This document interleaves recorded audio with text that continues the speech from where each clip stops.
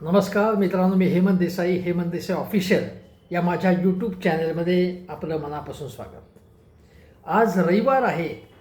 रविवारी थोडे सगळेजण रिलॅक्स्ड असतात. आता सुट्ट्यांचाही मौसम सुरू आहे.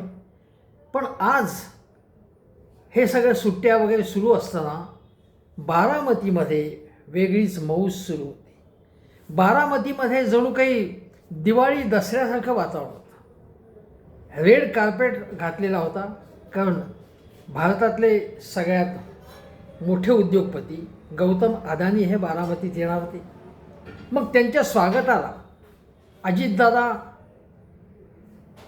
पवार, सुप्रियाताई सुळे, रोहित पवार हे सगळे तर एका कारने बारामतीमध्ये आल्यानंतर अदानीने घेऊन आले. समोर शरदचंद्र पवार होते आणि पवारसाहेब दिसताच त्यांना त्यांच्या पायाला चरणस्पर्श घेऊन गौतम अदानी यांनी त्यांचे आशीर्वाद घेतले. सुप्रियाताई तर म्हणाले की गौतमजी हे मला भावासारखे आहेत. म्हणजे अजितदादा हे त्यांचे बंधू आहेत, पण गौतम अदानी हे सुद्धा त्यांना भावासारखे आहेत.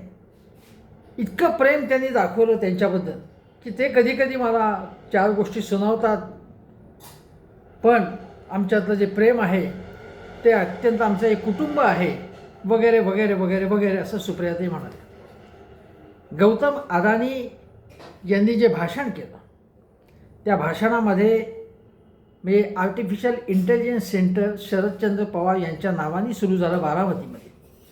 त्या सेंटरचं म्हणजे मी त्यावेळी जे भाषण गौतम अदानींनी केलं त्यावेळी त्यांनी पवारसाहेबांचं भरभरून कौतुक केलं. मी पवारांनी कृषी मंत्री म्हणून कसं काम केलं, संरक्षण मंत्री म्हणून काम कसं केलं, महाराष्ट्राला देशाला कसं नेतृत्व केलं, शेतकऱ्यांसाठी काय केलं वगैरे वगैरे. शरद पवार यांनी काय केलं देशासाठी, महाराष्ट्रासाठी ते आपल्याला माहिती आहे, ते नाकारण्याचं कारण नाही. मुख्यमंत्री म्हणून काम केलं. पण गौतम अदानी यांनी कौतुक करणं याला महत्त्व आहे. कारण गौतम अदानी म्हणे की मला 3 दशकांपेक्षा अधिक जास्त वेळ त्यांचा सहवास, त्यांचं मार्गदर्शन मिळालेलं आहे. अशा प्रकारे अत्यंत गोड समारंभ झाला. A for apple, B for बॉलच्या ऐवजी ए फॉर आपण म्हणतो, म्हणजे ए फॉर अदानी आणि बी फॉर बारामती अशी एक नवीन परिभाषा आपण समजावून घेऊ आणि स्वीकारू असं मी म्हणतो.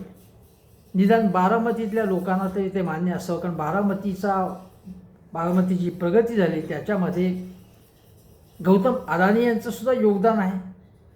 अजितदादा पवार यांचं तर फंडावरती विशेष लक्ष असतं. अजितदादा तर म्हणाले की गौतम अदानी यांच्या समूहाचा CSR हाच 1000 कोटी आहे आणि आता तो काहीतरी दुप्पट तिप्पट वाढणार, 3000 कोटींवर जाणार आहे. आता CSR मधनं बारामतीला अर्थात काही फंड मिळतो आणि यापूर्वीसुद्धा अदानींकडनं शरद पवार यांच्या संस्थांना मोठी देणगी मिळालेली आहे. गेल्या वर्षीची जाहीर झाली होती आणि आता या एक्सलन्स AI सेंटरला सुद्धा चांगल्या प्रकारे मदत मिळेल. आणि शरद पवार यांनी सांगितलं, शरद पवार यांनी खूप भरभरून कौतुक केलं गौतम अदानींचं. ते म्हणाले की उद्योग उभा करता येतो, पण उद्योग हा कायम चालेल, लोकांचा फायद्याचा होईल असा असला पाहिजे. आणि ते म्हणाले की आज देशामध्ये अनेक बंदरं आहेत. मुंबईचं बंदर, कारवारचं, गोव्याचं, कर्नाटकचं, तामिळनाडूचं. आणि ते म्हणाले की एकदा बंदर उभं राहिलं की समुद्रातलं दळणवळण सुरू होतं आणि गौतम अदानींनी या देशामध्ये बंदरं उभी केली असं ते म्हणाले. ते असंही म्हणाले की आज या देशात निम्मे विमानतळ त्यांच्याकडे आहेत आणि लाखो लोक दर दिवशी तिथून प्रवास करतात. शरद पवार असंही म्हणाले की वीज तयार करण्याची विकासासाठी आवश्यक असते. काही लाख एकर जमीन पडीक होती सौराष्ट्र राजस्थानमधली, ती त्यांनी घेतली आणि त्या ठिकाणी सोलरच्या माध्यमातून वीज सुरू केली त्यांनी. अशा अनेक गोष्टी म्हणजे गौतम अदानींनी या देशाच्या विकासासाठी कसं काय केलं हे त्यांनी सांगितलं. शरद पवार म्हणाले की बेकारी, गरिबी घालवण्यात म्हणजे ते म्हणाले की अदानींनी ज्या कल्पना आणलेल्या आहेत, राबवलेल्या आहेत, तशा मार्गाने आपण पुढे गेलो तर देशाची बेकारी गरिबी घालवण्यात आपल्याला यश मिळेल याची खात्री आहे. आणि ते असं म्हणाले की आता एक डेटा सेंटर नवी मुंबईत उभं राहतं आहे, त्यासाठी काही काम चालू आहे आणि त्याला ज्या काही सुविधा लागतील त्या अजितदादांनी द्याव्यात, ते देतील असंही शरद पवारांनी सांगितलं. एक लक्षात घ्या, शरद पवार हे सत्तेमध्ये होते सातत्याने, महाराष्ट्रात होते, केंद्रात होते. सत्तेत असल्यामुळेच कामं होतात हे गौतम अदानींना माहिती आहे. या देशामध्ये धीरूभाई अंबानी, मुकेश अंबानी, अनिल अंबानी यांनीसुद्धा सत्तेशी चांगल्या प्रकारे दोस्ती केली.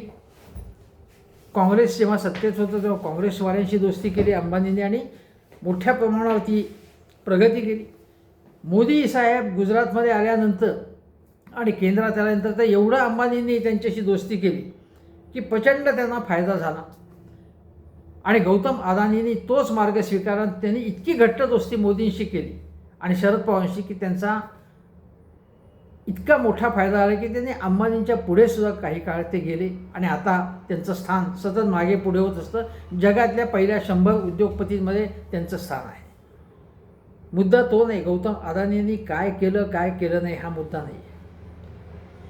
राहुल गांधींनी अदानींना विरोध किंवा अंबानींना विरोध का केला, तो यासाठी की या देशामध्ये मक्तेदारी कोणाची होता कामा नये.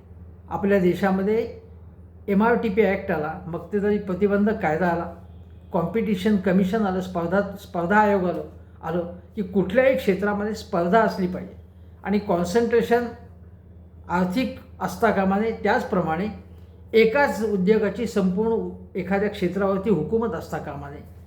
या सगळ्या समीकरणांना मोदीने हरताळ फासलेला आहे. ज्यावेळी पवारसाहेब कौतुक करतात अदानींचं, तेव्हा ते या मक्तेदारीचं एक प्रकारे समर्थन करतात. अदानींनी अनेक ठिकाणी कशा प्रकारे राज्यकर्त्यांशी दोस्ती करून त्यांना फेवर केलं गेलं. सगळी बंदरं, सगळी विमानतळं त्यांना दिली. हे काय त्यांनी देशाचा विकास करण्यासाठी केलं का स्वतःचा विकास करण्यासाठी केलं? आणि फक्त त्यांनाच फेवर काय करण्यात आलं? असे अनेक महत्त्वाचे प्रकल्प आहेत किंवा विमानतळ मुंबईचा ज्या उद्योगाकडे होता त्यांच्यावरती रेट टाकण्यात आला, त्यांना बाजूला करून मुंबईचा विमानतळ अदानींना कसा दिला गेला याच्या बातम्या सगळीकडे आलेल्या आहेत. मोदींनी असतील किंवा अन्य महाराष्ट्र सरकारने धारावीसाठी किती सवलती दिल्या, करोडो रुपयांच्या सवलती दिल्या, त्यांच्यासाठी अनेक ठिकाणी जमिनी दिल्या मुंबईमध्ये. याबद्दल पवारांना काही वाटत नाही? तुम्ही शिवशाहू फुले आंबेडकर यांच्या गोष्टी करता. बाबासाहेब आंबेडकर वाचा तुम्ही. बाबासाहेब आंबेडकरांनी सामाजिक आणि आर्थिक समतेसाठी संघर्ष करण्याची भूमिका घेतली. शाहूंनी घेतली, महात्मा फुलेंनी घेतली. मक्तेदारीचं कोणी समर्थन केलं नाही. अरे एकच अदानी का आणि अन्य अनेक उद्योगपती आहेत ना, असं निर्माण झाले पाहिजे ना. जगात कुठेही म्हणजे अमेरिकेमध्ये सुद्धा किंवा रशियामध्ये काही उद्योगपतींवरती मेहरबानी विशेष केली जाते, त्याबद्दल आवाज उठवला जातो. हा आवाज उठवण्याची आवश्यकता आहे. स्टार्टअप्सचं कौतुक का करतो? कारण ज्यांना काहीही पार्श्वभूमी नाही ते पुढे आले पाहिजेत. त्यांना सबसिडीज मिळाली पाहिजेत, त्यांना सवलतीची कर्ज मिळाली पाहिजेत, त्यांना कमी व्याज असलं पाहिजे. हे आपण का मानतो? कारण ज्यांच्याकडे काहीही नाही त्यांचे उद्योग जर आले तर ती एक समतावादी भूमिका होईल. अनेक ठिकाणी नियमांचं, कायद्यांचं उल्लंघन कोणी केलेलं आहे. पैसे चारून स्वतःची पटापट कामं कशी करून घेतलेली आहेत कोणत्या उद्योगपतीने, हे आपल्याला माहिती आहे. आणि केवळ आपल्या भागाचा विकास त्यांच्यामुळे होतो किंवा आपल्या संस्थांचा विकास किंवा आपल्याला CSR मिळतो आहे म्हणून एखाद्या नेत्यांनी राज्यामधलं किंवा देशाच्या हिताला बाजूला सारणं हे अत्यंत चुकीची गोष्ट आहे. राहुल गांधी हे नेहमीच गोरगरिबांच्या बाजूने भूमिका घेत आहेत. प्रियंका गांधी असतील, सोनिया गांधी असतील,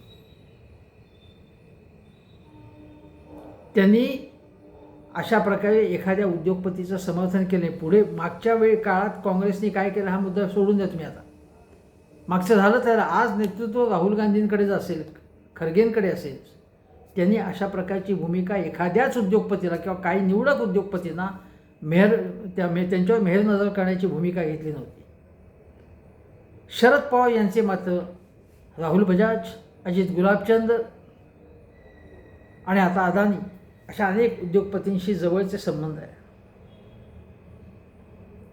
कोणाला कोणी सत्तेत असताना काय दिलं हे माहिती आहे लोकांना. त्याचं समर्थन करण्याचं कारण नाही आहे.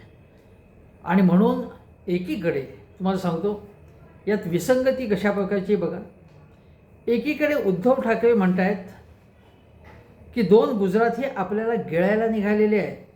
इतकी वर्षे लढाई लढलो, मुंबई कोणीही आमच्यापासून हिसकवू शकत नाही. आजपर्यंत भाजपने आमचा उपयोग करून घेतला. आता 2 गुजराती गिळायला निघालेले असताना तुझं माझं करत बसलो, मी भांडलो तर चुकीची गोष्ट होईल. लढाई लढायची आपल्याला असं ते म्हणतात. उद्धव ठाकरे धाराविकांची भूमिका म्हणतात, गोरगरिबांची बाजू घेतात.